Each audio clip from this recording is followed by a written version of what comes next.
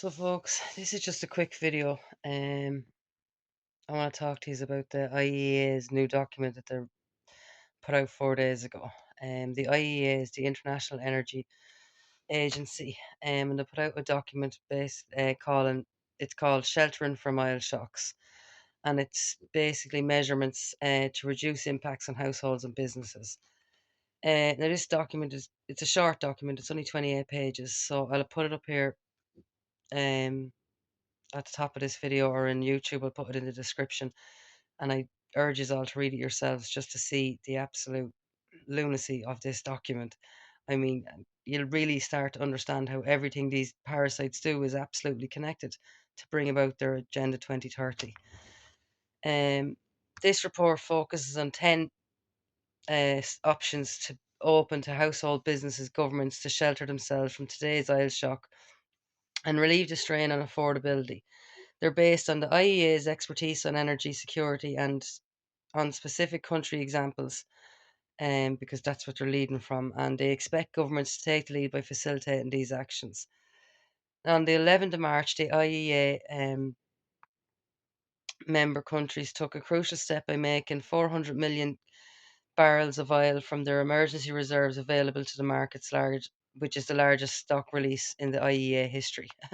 Now that makes me laugh because do you really believe that if there was sh- a if there was an actual shortage on oil, they'd be giving out 400 million barrels to the likes of us peasants? I don't think so. Um, but anyway, they have 10 points on how they want to help households or businesses. So I'll read out these 10 points to you now, and you can see yourselves how everything is connected. So for road transport, options are, and don't forget they want the government to implement these and take the lead by facilitating these measurements that these are offering here now, right? So for the road ones, the first one is work from home where possible, national level, which would be 3 additional days remote work days, cutting oil consumption from cars by 2 to 6%, the average reduction of 20% for individual drivers. So they'll be introducing working from home again, reducing speed limits by at least 10 kilometers. The third one then is encouraging public transport. They want to shift travel away from private cars, which we all know is Agenda 30, and public transport such as buses and trains and walking and cycle for short journeys.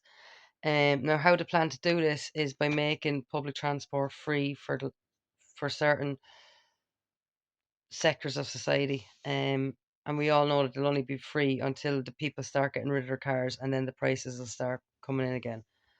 Um, they want Number four is alternate private car access to roads in large cities on different days, limiting car access in designated zones to specific days based on their number plates could reduce traffic congestion. Now, I don't know if you remember, but when I done the videos about smart cities, I explained to you what designated zones would be and where they were going to be in Ireland.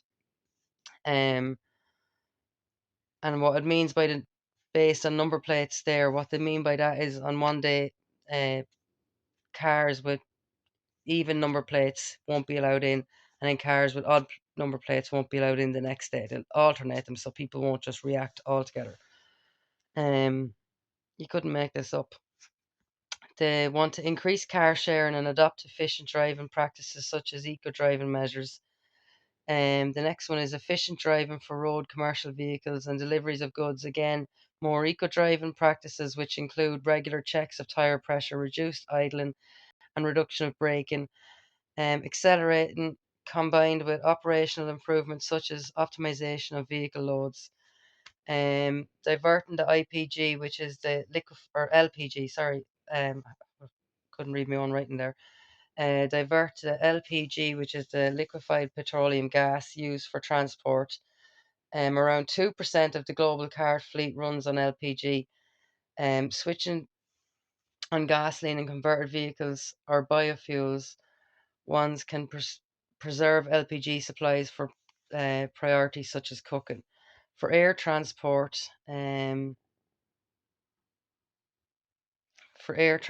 they give three suggestions. So one is to avoid air travel where alternative options exist. They want a reduction of around 40% of flights taken for business purposes. But it's funny because this doesn't include the parasites, the elites, let's just say, because we all know when Ireland takes up the presidency of EU Council and we have all the EU members coming over here, that their flights won't be cancelled, even though they could easily do their little appointments over Zoom.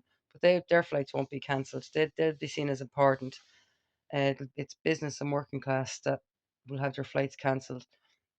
Where possible, switch to other modern cooking solutions, aka electric and other um, solutions. Leveraging flexibility with petrochemical feedstocks and implement short-term efficiency and maintenance measures, prioritizing the processing of oil feedstocks with higher volumes available can release pressure on other oil products. Now, I want to go back to where they talk about encouraging public transport. How they plan on doing that is raising the prices as well, which is what we're seeing now. They're basically making it impossible for people to own their car and push us into the public transport and cycling and walking. It's all Agenda 2030 and everything is connected. And if people think that all these wars are genuinely happening because people can't agree, it's absolutely not. It's happening because they are orchestrating it to happen to bring about these crises, problem, reaction, and solution. I mean, everything they do is connected. Absolutely everything they do is connected, folks. And it's about time people start holding these parasites accountable because they're the ones who are doing this. There's nobody else doing this. They're doing this to us and we're enabling them to do it. This is just comical. I mean, absolutely comical. The one with the number plates, even number plates and odd number plates, designated zones. It's all linking up to the smart cities where you won't be allowed to leave your 15-minute area. I mean, they're slowly walking you into working from home. Everything here is bringing you into Agenda 2030. And it's not going to stop until we make it stop. It really is that simple.